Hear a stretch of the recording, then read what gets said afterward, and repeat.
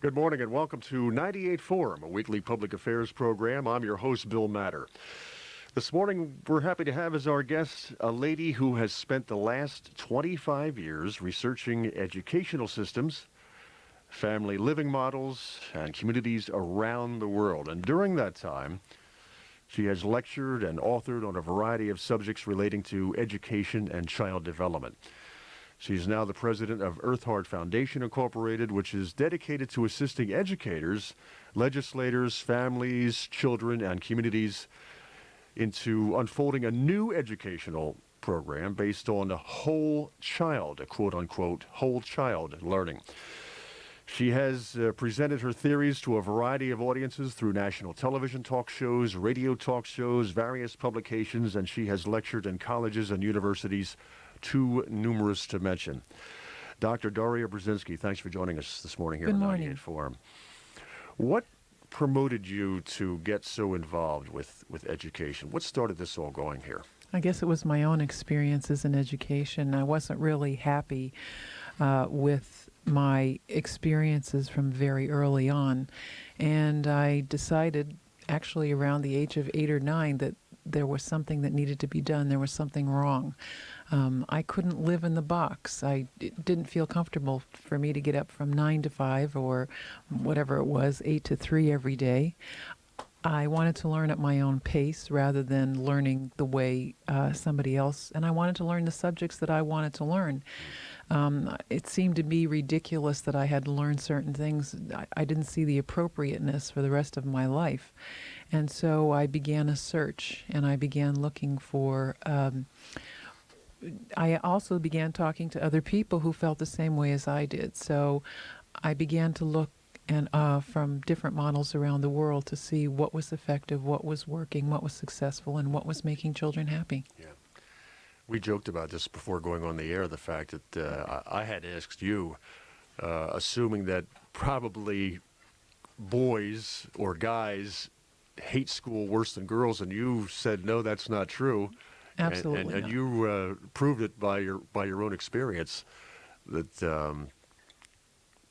most kids are sitting in school and they just hate school. Absolutely. And the reason they do is because we have not understood what learning means.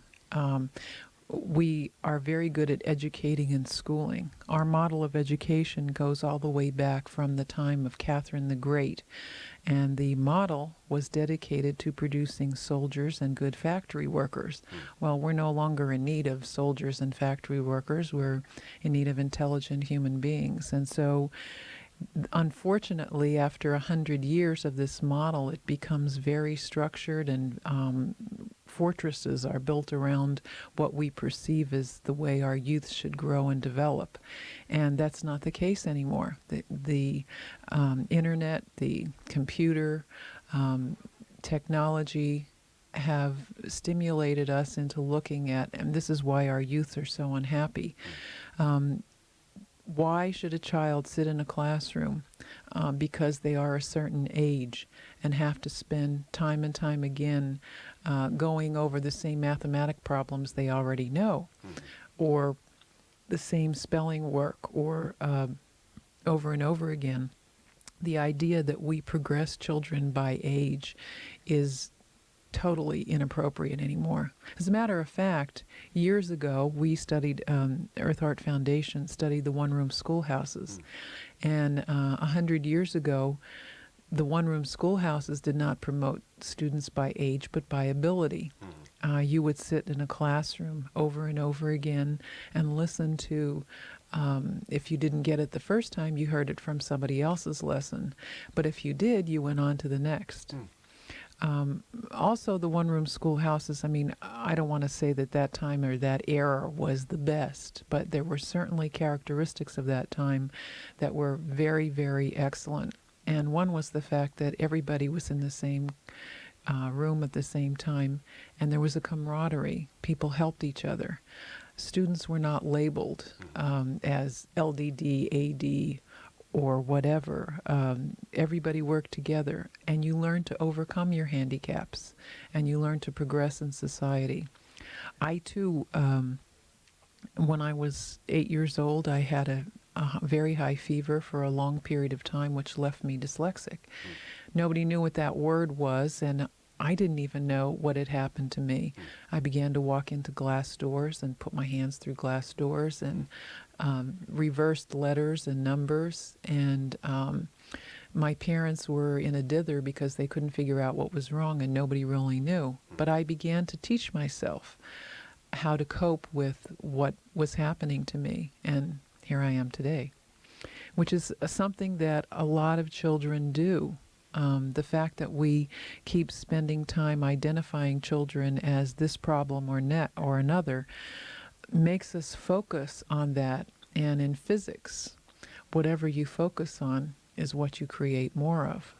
And so the more we focus with our youths at the bottom, the more we create that. And we keep on losing the children in the middle and at the top. So obviously with the one-room schoolhouse, you had younger children that were overhearing what the older students were learning, and of course they would pick up on that and progress even faster than maybe they normally would. Exactly. Yeah. Well, not only that, but the McGuffey reader of the late 1800s and early 1900s was extraordinary. We have determined that the first grade McGuffey reader was equivalent to our fifth grade reader today, not only in terms of skill level, but also with reference to character. In the days of 100 years ago, it was the development of character that was significant and important. Today, we tend to look more on personality. So we have moved from the we mentality to the I, me mentality, and we certainly have to move back towards that. In terms of, we have ethics groups all the time in business and in education. And so now we really need to move towards the past and bring it to the future. And I'm not necessarily meaning all the past, but the good parts of the past. And there are many good things that are happening around the world. It wasn't just in the time of one-room schoolhouses, but there have been many innovations all over the world that are significant. We haven't really talked about them, and we haven't produced our research because we decided to watch and observe to make sure that what we were looking at was truly something that would work, not just for a short period of time, but over the long run. And we have determined that there are elements and characteristics that are absolutely essential to successful schools. And we will be producing research on all of those elements very shortly. Some of which include the number one is attitudes and beliefs. What we've discovered is that if you can think of a circle, for example, and with a wall around it, that's kind of an analogy of what education is like today. Okay. And then we have legislators who are pushing at it with making legislation. We have school boards that are creating rules. We have principals who are creating rules. We have business. We have industry. We have foundations. Everyone is, corporate America, everyone is pushing at this structure of the schools. It literally does not move. It may shift from one place to another, but the structure itself remains the same. What we've discovered is that the internal structure must change before anything on the outside changes. And by that I mean the attitudes and beliefs of the people about learning and how learning takes place. Learning does not take place by someone imposing something. Children are born naturally to learn. They love to learn. They love to explore. It is we adults who think that we have all the answers and who hinder their progress and their growth. So changing attitudes and beliefs is a very difficult thing in rural areas, for example, where the coal mines and the textile mills and the unions, I know that's pervasive here in Pennsylvania, where there's a lot of fear and where people look to authority to show them the way. That does not promote children of what I might call passion, who are passionate about learning. And what it does is it stifles them and it stagnates them. And so we must change our attitudes and beliefs about the way learning happens before anything. We must change our attitudes and beliefs about children. In Japan, for example, If you went to a restaurant in Japan and a child was crying, Right. everyone in the place would rush to the assistance of that child, from the owner to the waiters to the patrons. What happens in America when a child is crying? Especially in New York City. Might as well forget Pacifier. about it. Yeah. Get them out. They're bothering Yeah, us. exactly. Yeah. So our attitudes and beliefs about children are not where they should be. Yeah. We do not place our children first. As much as we think some of us do, we do not place our children first. And unless we do that, for example, I listen to people talk about, in many places in the state of Pennsylvania, about the high teacher salaries. And actually, I was interviewed on another radio broadcast, and they asked me what I thought about teacher salaries. And I said, well, I have two thoughts about that. Number one is, how did they get there? Did the teachers create their salaries? Did the principals? Did the school district? It is the school board that designates the salary. And who puts the school board there but the electorate? Right. So the teacher's salaries are your responsibility. You are electing officials who are doing these things. The second thing is, our perceptions, our beliefs, and our attitudes. Americans think nothing of paying $3 million for a little ball that goes over a baseball field because it's the 70th home run, or 7 figures to a sports hero, or 6 figures to a person who's in the computer industry. But when it comes to our most precious resource, was our children, we moan and complain about how much we spend. So there is a lot to be done in education.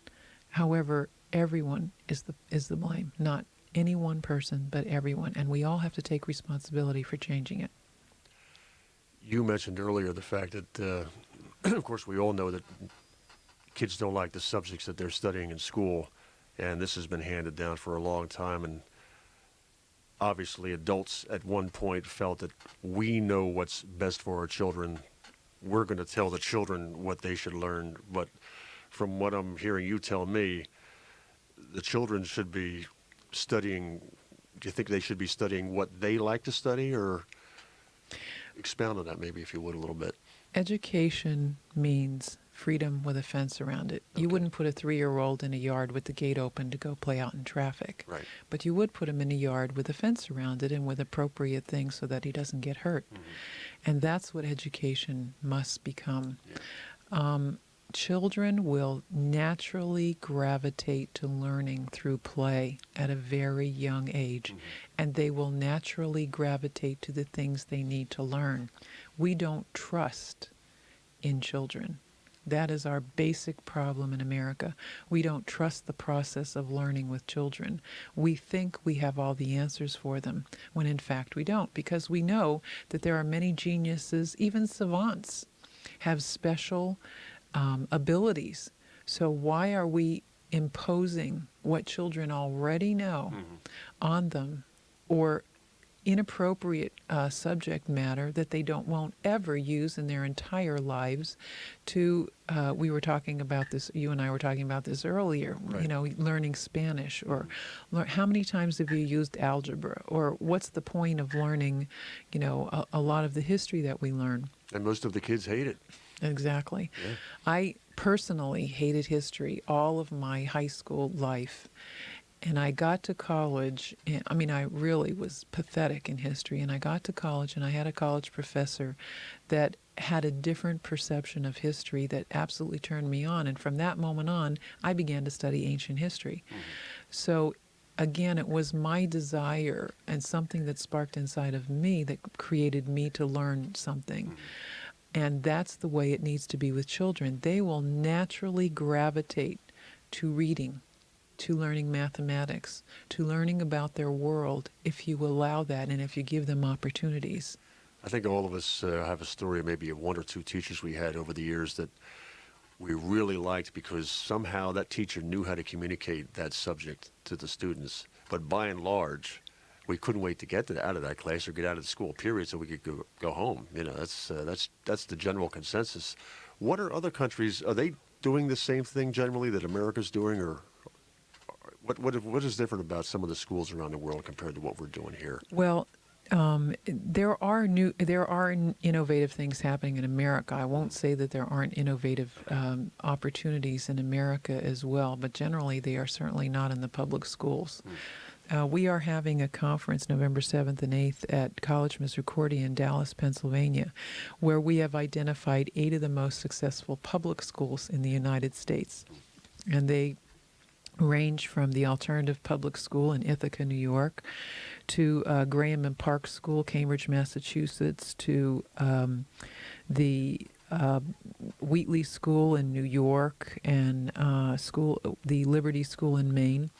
There are many different types of schools that have been created within the last 25 years in the United States. There's democratic schools, there's free schools, the essential schools. They all have many different names, but basically what they do is they create what we saw as demonstratable models that were different from what we saw today. One of them was the fact that students do not have to go 45 minutes, an hour, 50 minutes to a class. There's a lot of independent study. There's a lot of youths being able to make choices on what they would like to learn. And what we found is that those who were taking risks and trying to find something different for youths were rewarded rather than focusing. We have this problem in the United States, and that is that we become obsessed with our tools. We become obsessed with whatever new comes along. So we have testing, and we become obsessed with testing. We have curriculum books. We become obsessed with the curriculum books. Now we have computers, and we become obsessed with computers. Right. A carpenter doesn't walk around with a hammer glued to his hand. I mean, he uses it when it's appropriate. Right. And in America, when we have tools, we become totally obsessed with them. And that's what happens continuously. And we create a lot of confusion. In these schools that are successful, the teacher does not stand up in front of the class. The student is the center of the class. And what that means is that the teacher creates an environment for the student to learn. And I'll give you an example. The TIMSS report in California, it's a mathematics report which studied mathematical models around the world. And the Japanese textbook is a quarter of the size of the American textbook. And not only that, but we have breaks. In other words, we go from algebra to word problems to geometry in our textbooks. Right.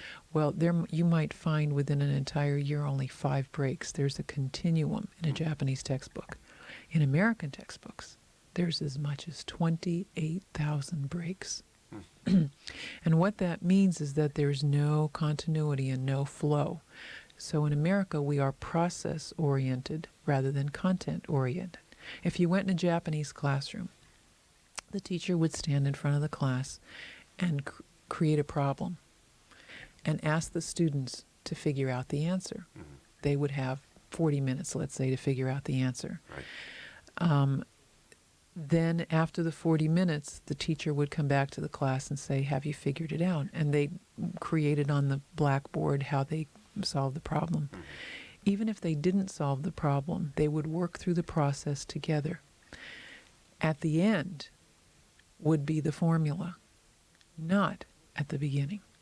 And so the child learns the relationship between the formula and reality in life. Today, we write the formula down, we memorize it, and there is no reference to real life. And we wonder why children are unable to create neurons that build on those mathematical systems, and it's because of the way we teach it. And that's only one subject I'm talking about.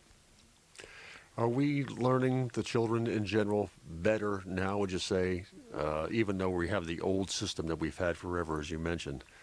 Do you think they're learning any better now than they were, let's say, 40 or 50 years ago? Are they getting higher Define marks? better. Are they learning faster? Are Are they getting higher grades in general as opposed to students of years ago? Well, you cannot measure intelligence by testing, Yeah. period. Whether we're talking about years ago or today, you just can't, because America is so diverse that we cannot compare. It's like comparing oranges and bananas. Okay. It's just impossible. I will say that children today are definitely born with more intelligence. I have seen youth in my travels that are astounding. That is the only word I can describe for them. I have had parents come up to me.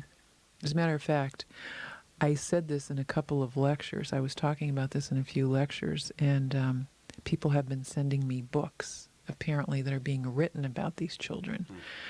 They have, as far as I'm concerned, tapped into the parts of the brain that we have not been able to utilize heretofore. And they are able to do extraordinary things. And I wouldn't just call them gifted and talented, I would call them extraordinary, because they are able to use the mind in ways that sometimes comes out of science fiction novels. That's interesting. They're able to, reading is something that's, I had a little 5-year-old tell me one day, that who I was working with, that she was extraordinarily gifted and talented, and her mom asked me to take a look at her. And she said, reading is boring, because when I read a book, only 1 or 2 sentences are really important in the whole thing. And so there must be a better way. This was a 5-year-old. There must be a better way to get information than having to read the whole book. That's incredible. So children today are extraordinary, and what bothers me is that we have a very high suicide rate in the United States. And in my own town, for example, where I live, we had 18 suicides of teenagers in an 18-month period. And they were the outstanding students of our community. They were the valedictorian of the high school class. That's amazing. And we really need to look at this, because it's a message from our teenagers that we aren't hearing them. And I believe it is because they are so bright and so intelligent that they cannot fit anymore in the mold that we have created in our educational system today. So despite the draconian system that we still have, there are students who are learning faster and better and quicker than we have in past decades, despite the fact that we still have the old system. Absolutely. And if we had a system whereby students could learn what they really want to learn, they could probably do even better, I imagine. Well, I'm going to tell you, we receive phone calls from college and university presidents asking us to identify for them progressive schools and homeschooling youths who had portfolios rather than SAT scores and grades. Right. And I began to inquire after several of these why they were looking for them. We were called by an Ivy League school. And they said, because we have found that these youths are much more capable in college. They complete college, they tend to be leaders, and they go on to successful careers. And I said, is there any statistical data on this? And they said, well, we don't have any, but we just know this from our own experience. So I went to the 70 federal agencies, and I said, can you give me some information on how many homeschooling youths there are in America, how many go to college, how many graduate, how many are successful, or from progressive schools? And they said no. So we began a study of our own. And I discovered, for example, in the 1980s, there were 15,000 identified homeschooling youths in America.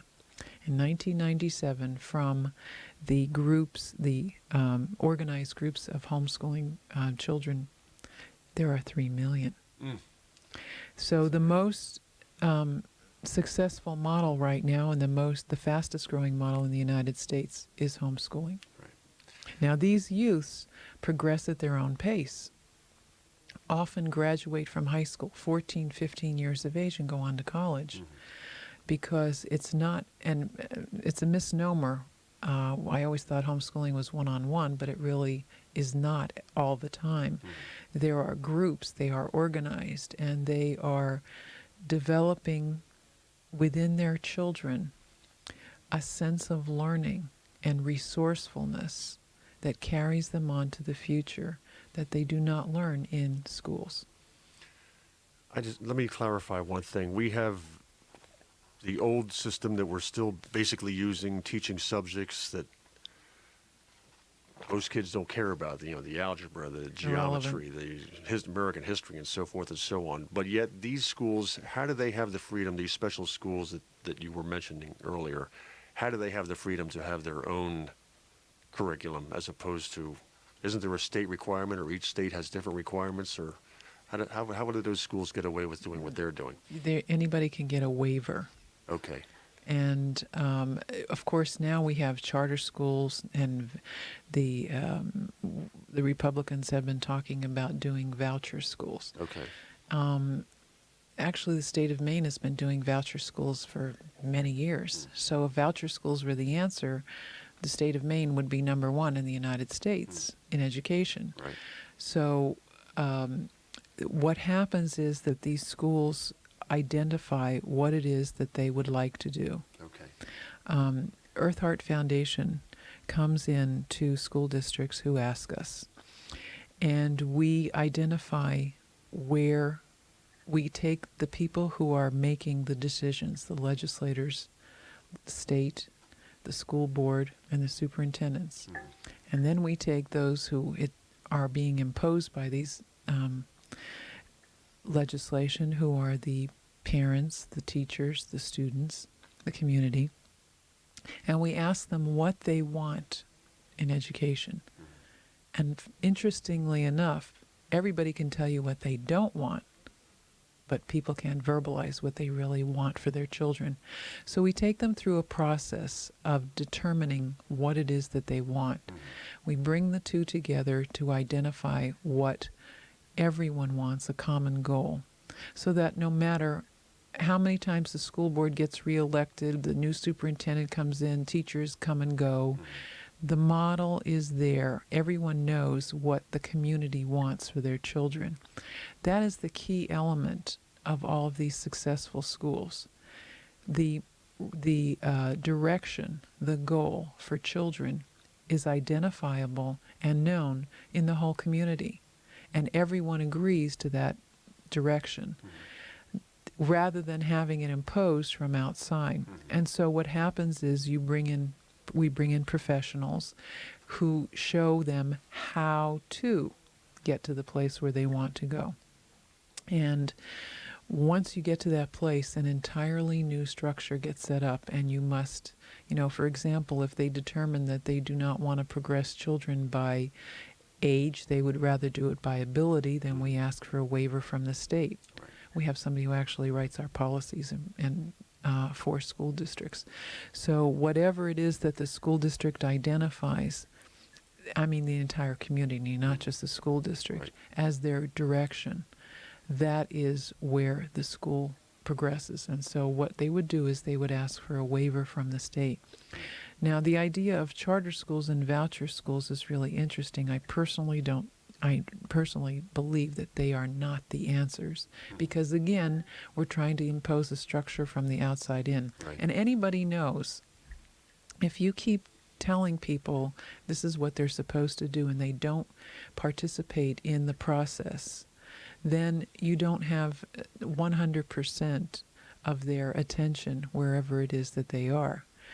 We've also discovered that in many of these schools, for example, like the Alternative Community School in Ithaca, they hold lotteries for potential students. Everyone wants to come. And so there are more students who want to come than there are places for them. And when you have a situation where you are creating an environment where everybody wants to come, you have a privilege, as education is a privilege rather than a right.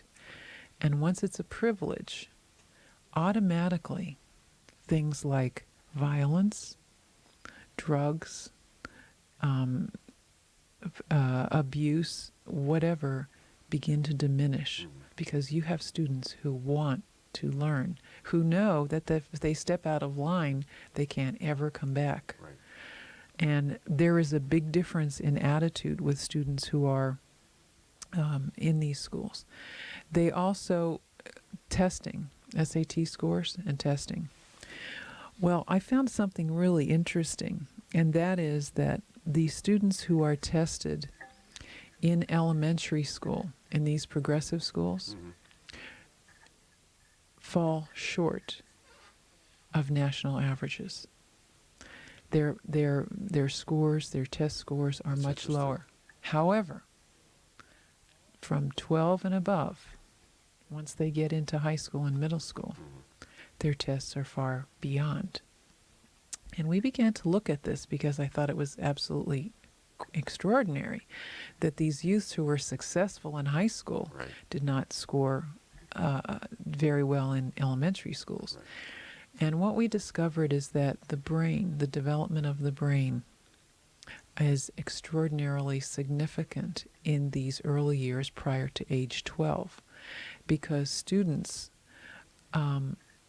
cannot, the brain is not developed enough. I'm trying to say this without being too scientific. The brain is not developed enough to be able to, it has not built enough neurons to be able to assimilate factual information prior to the age of 12. It must build it through things like play. Right. And we have understood the intelligence of play and how it builds neurons of experiences for the child so that in these later times, after the age of 12, they can now relate experience to fact and do far superior on SAT scores. But the key to these schools, these successful schools, is not that they focus on testing. Right. It's that they focus on learning. You take a large school system like Philadelphia's school system, which is all locked into one central control. You think you're trying to get blood out of a stone by trying to convert a system like that? I mean, where would you start trying to convert the Philadelphia school system to getting rid of the draconian system that we've had for years, for over 100 years? Where would you start? Well, again, it's a process. You know, you don't, after 100 years, you don't take automatically and everything explodes, and actually things like that do happen, but I would prefer to see a step-by-step process. Again, we would take the legislators, the school board, those that make policy decisions, and focus them on what they see as their direction, what learning and education means to them. And then we would take a group of students, parents, teachers, principals, business leaders, and community, get them together, senior citizens,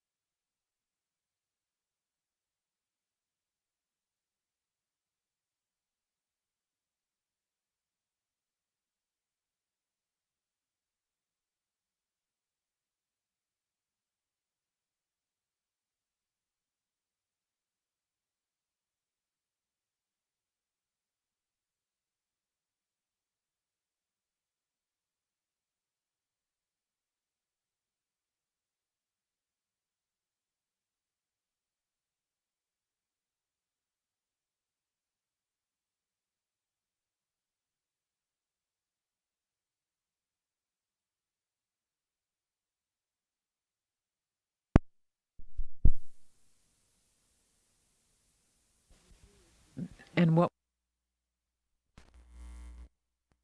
we get them together. And this is not an easy process. I wouldn't think so. No. No.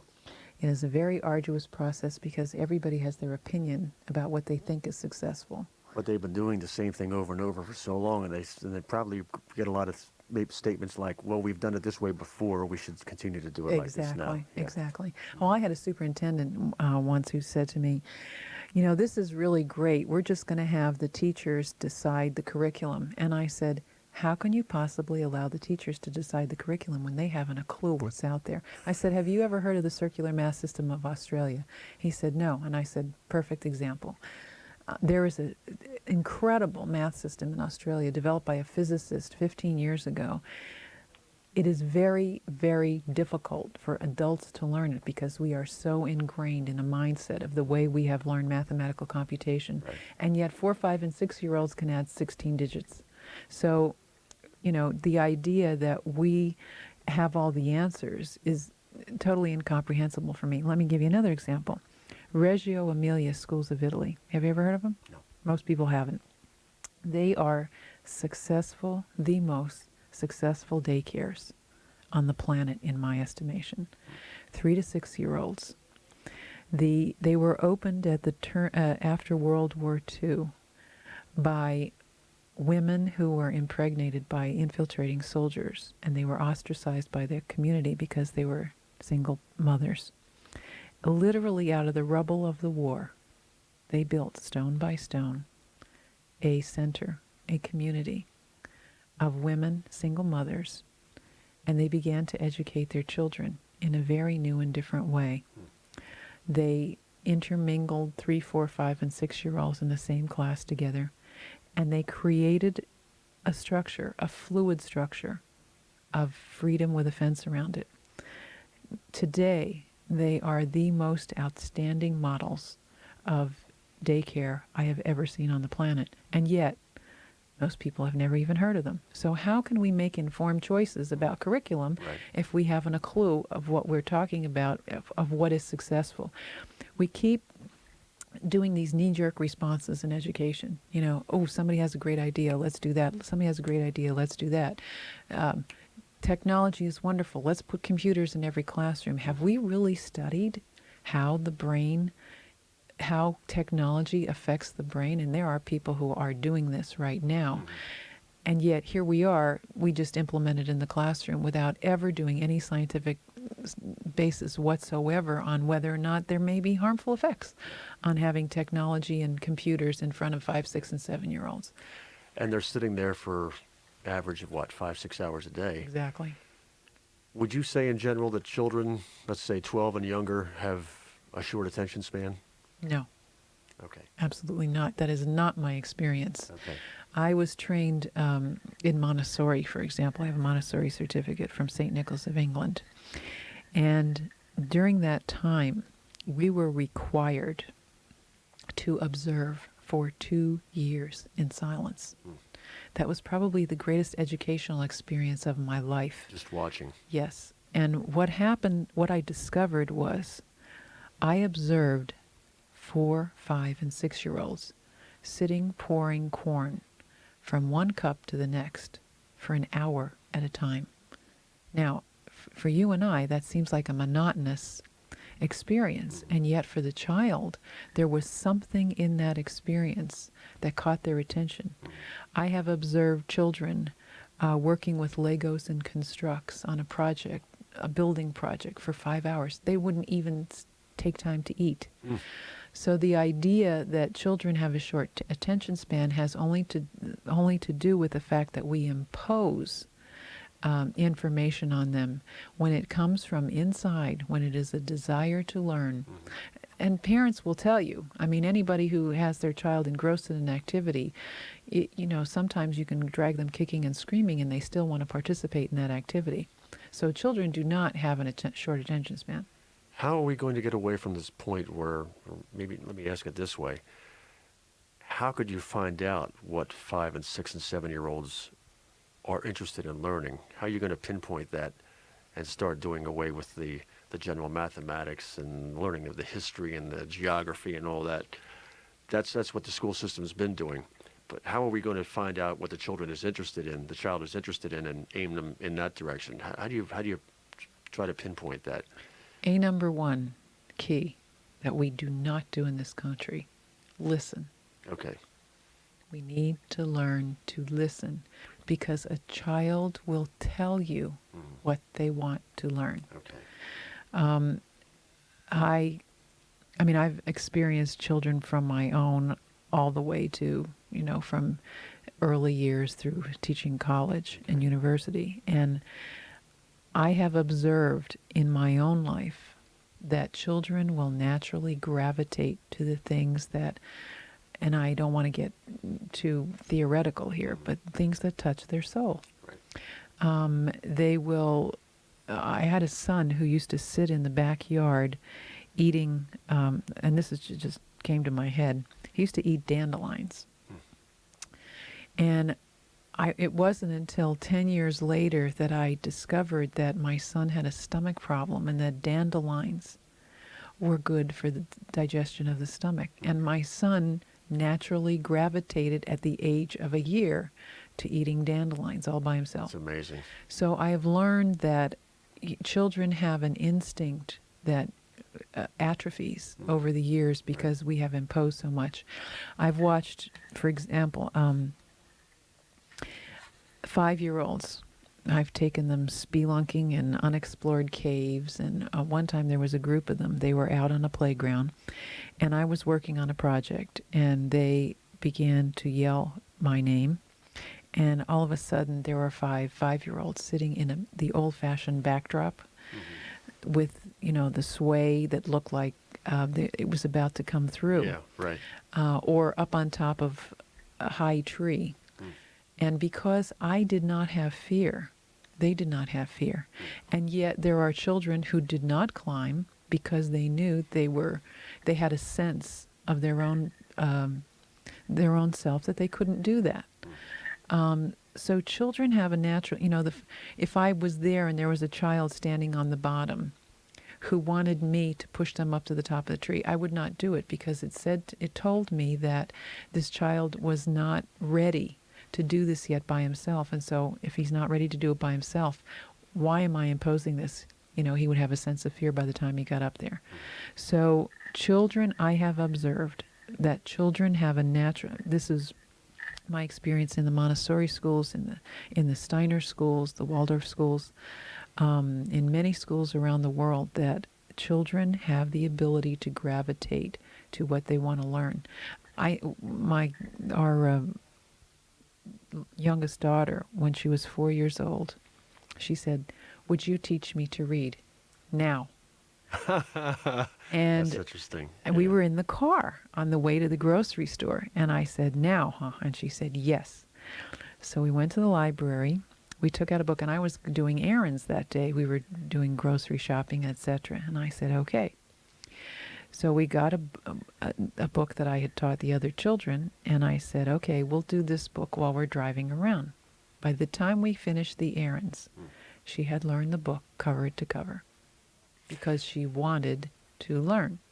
And kids at that age do remember. Absolutely. They really absorb. Absolutely. She never forgot it.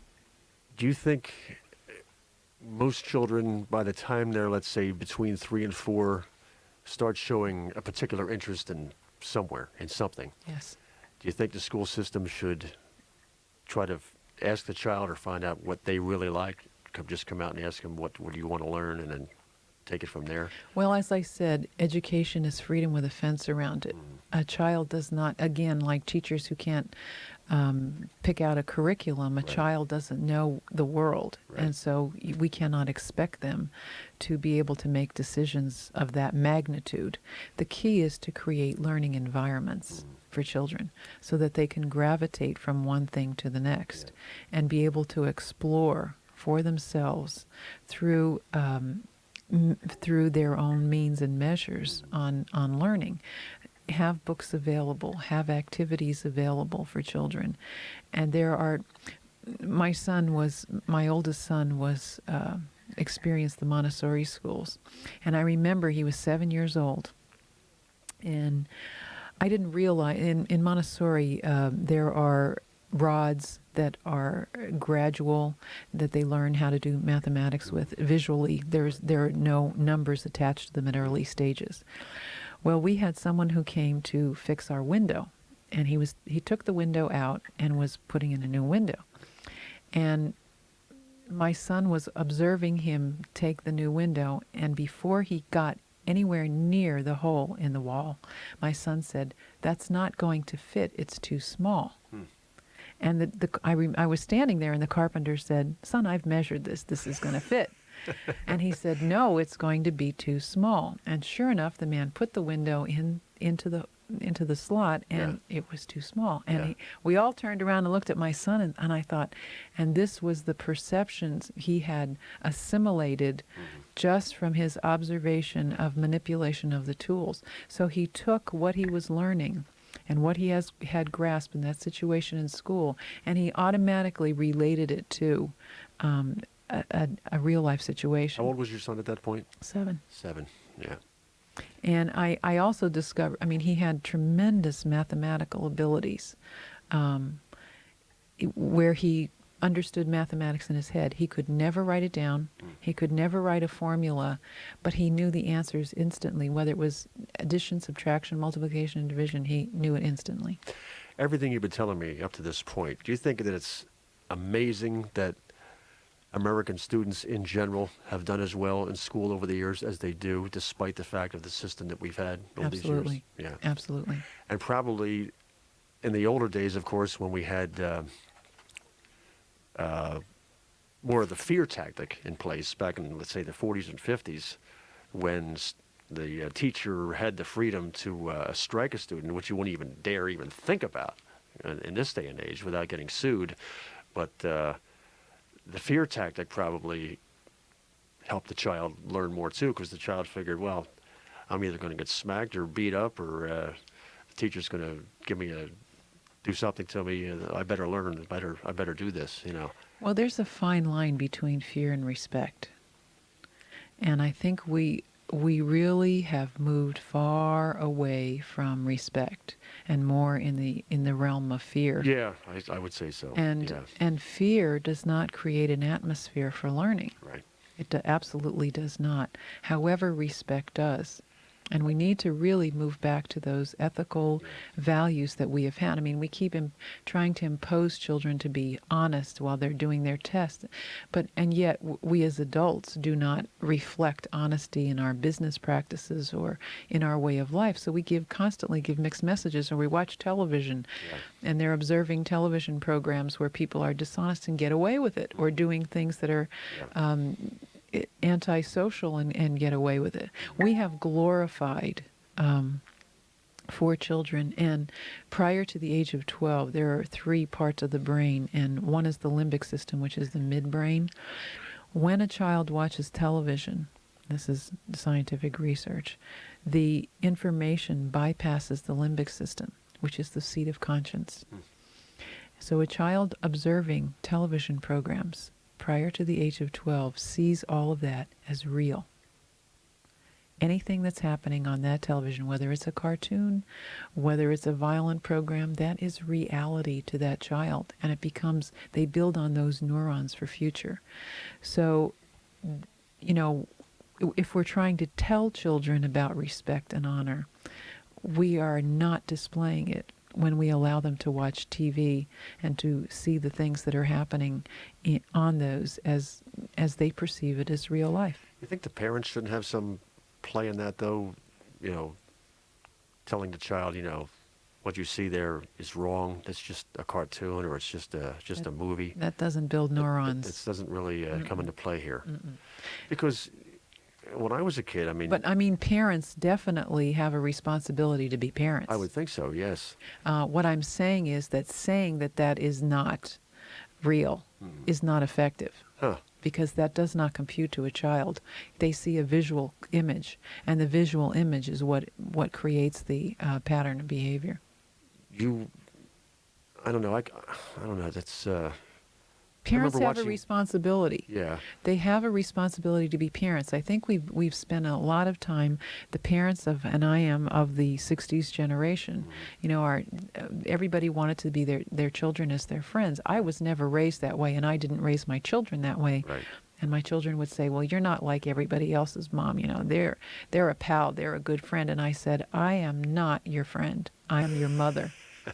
And I am here to guide you in life, and I am not here for a popularity contest or for you to like me. Right. I am here to show you the way of life, and that is the way it is." But most parents want to be friends to their children. It doesn't work.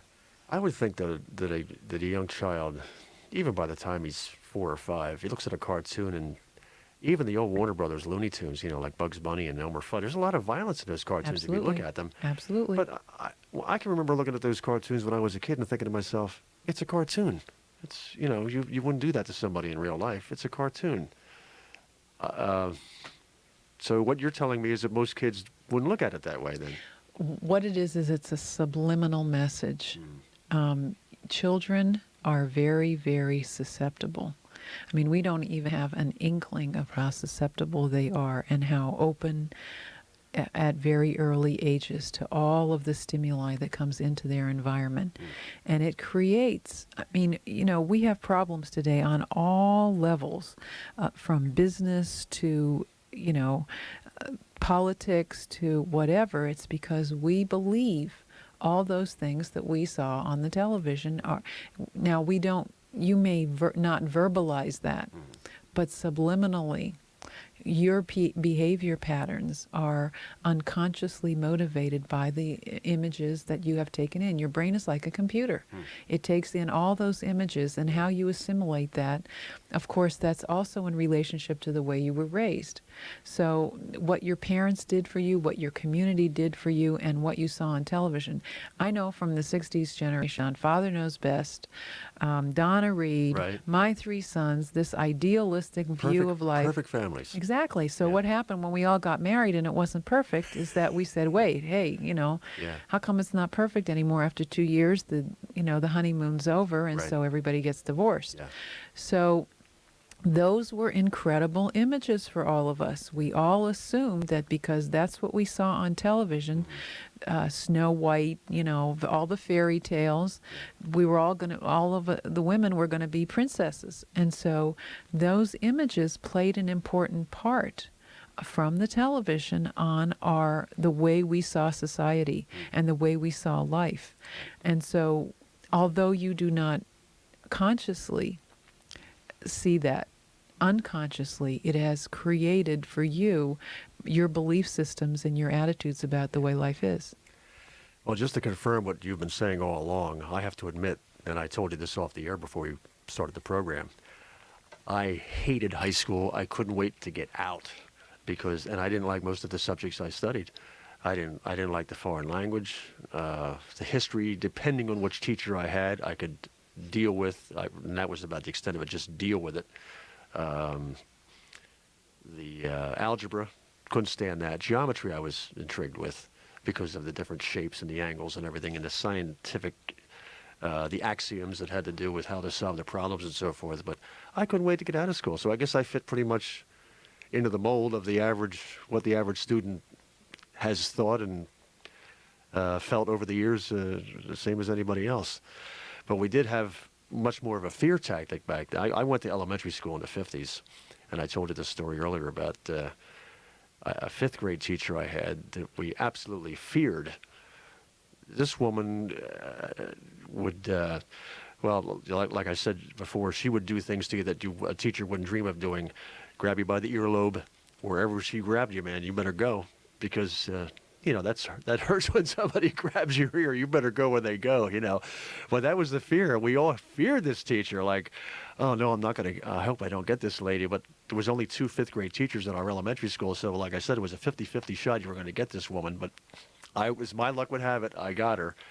But she turned out to be very nice. But we had high respect for this woman because we knew if we didn't behave, we were going to get it. Exactly. So that was part of the reason probably why we sat there and dealt with the subjects, because if we didn't, she was going to beat us or whatever she was going to do to us, Cause and effect by Cause and fear. effect. Exactly. Yeah. And today we don't have cause and effect. No. What happens to a student who misbehaves? Do you think this is because the teacher can't implement the discipline that they once could? Do you think this is a reason why students are going out and committing suicide so much more today? Because Well, I think it has a lot to do with more of the fact that they are very bright and intelligent, and the system cannot keep up with them. okay, Also, that they are not progressed. They have to sit listening time after time to the same thing over and over again, which is totally boring. right, And they get into trouble. My guess is that what we have found in successful schools, especially with teenagers, is that core curriculum is not as significant as they're going out into the community to finding careers, working with school-to-work projects, with apprenticeships programs. I found this in business personally, that when we hire 18 to 28-year-olds, you can bet your bottom dollar I spend more money training them and having them walk away because they're trying to find out what career they want between 18 and 28, which is something they should have done when they were in high school, right. experimenting on careers.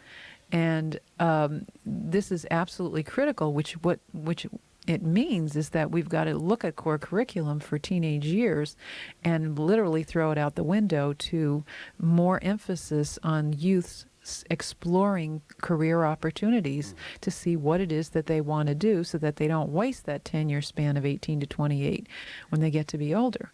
It's absolutely absurd. Teenagers have tremendous amounts of energy because of the changes in their body. They have tremendous amount of physical energy. For them to sit in a classroom is just absurd. Do you think that a lot of educators are imposing career goals that teenagers should have when maybe the teenager doesn't really want some of those goals? Like I remember when I was in high school, it seemed like if you didn't want to be a doctor or a lawyer or somebody on that plateau, they considered you were stupid or something, because you didn't have those higher goals.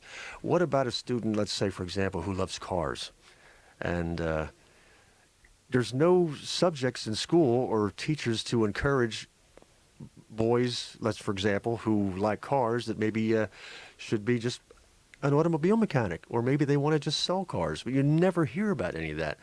That's always, you're going to be a doctor, a lawyer, an Indian chief, the usual things that you've always heard over the years. But maybe a kid likes trains and he wants to be a locomotive engineer. I have never heard of a high school teacher in my life that would ask a student, well, if you're interested in trains, Let's maybe explore that. Yeah, let's explore that. Yeah, what do you have to do to that end? Well, I find it interesting in the state of Pennsylvania that the attitude about quote unquote vocational students is a negative one, because at one point in my life, my plumber and electrician made more than I did.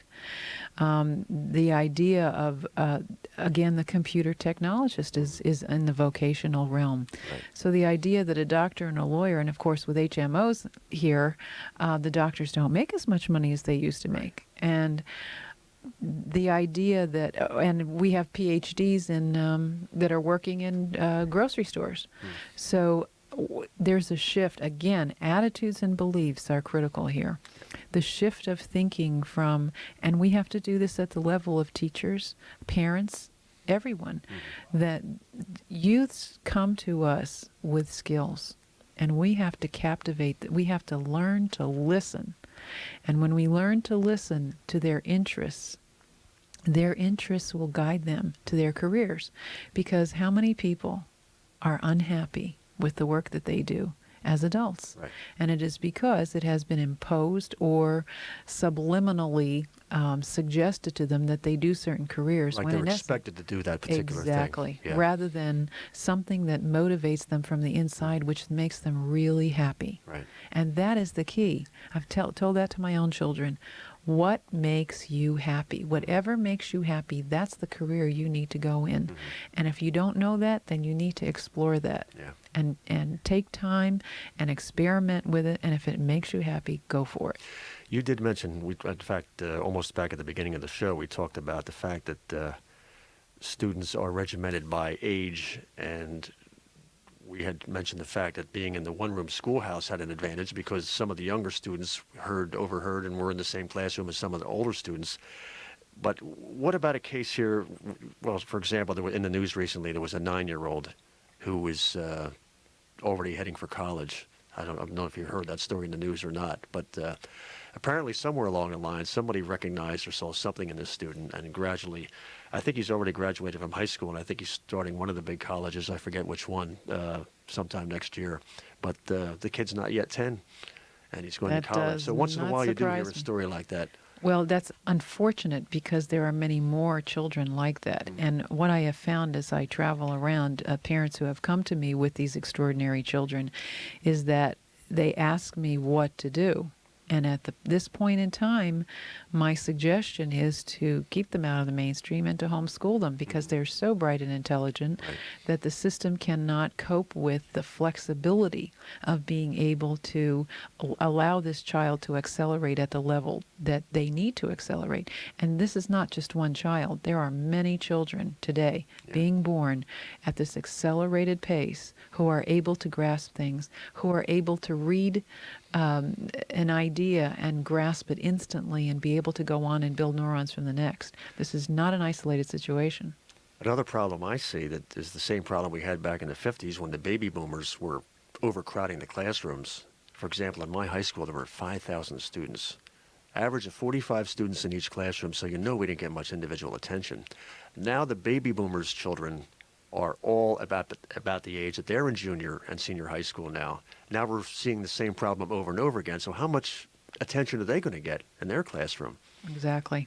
One of the characteristics of a good education that we have found, or successful schools, is that not only is are the number of students in the classroom significant, but the size of the school.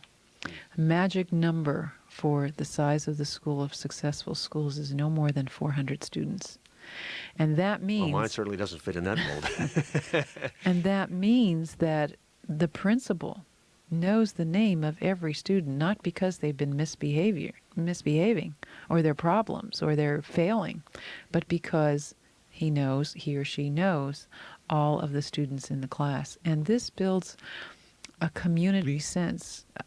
My perception from there's schools in Europe called the small schools of Europe, which are extraordinarily successful. They have small class size and small size of the school itself. And this is what it creates a successful environment. It has nothing to do with core curriculum, it has nothing to do with testing, it has nothing to do with subject matter. It has to do with the size of the school as well. How does your organization support itself? I mean, how do you get funds? Is it strictly donations or? We get money from foundations and donations. Okay. Yes. So how do you and it's promote been private that? Just and private. like doing the program that you're doing with us today? Is that part of how you do it? Absolutely. We have a couple of seconds left. Well, any final comments you want to make, Dr. Brezinski? Well, I would just like to say, if anyone has an inkling of coming to our conference November 7th and 8th at College Misericordia in Dallas, Pennsylvania, they can call us at toll-free 877-PRO-KIDS or email at dariamgb@misery.edu.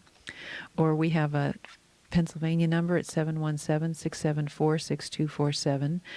And, we would love to be able to help anyone who is in need out there, and we are available for that. Again, we are a nonprofit foundation, and our function is to be the voice of children everywhere, to focus on the successful elements that have occurred in schools around the world for at least the last 25 years or more, to create positive approaches for children in the future. I can't believe the hour went up already, but we're out of time. Dr. Brezinski, thanks for joining us this morning here on 98 Forum. And for those who tuned in once again, we'll see you next time. And thanks for joining us on 98 Forum.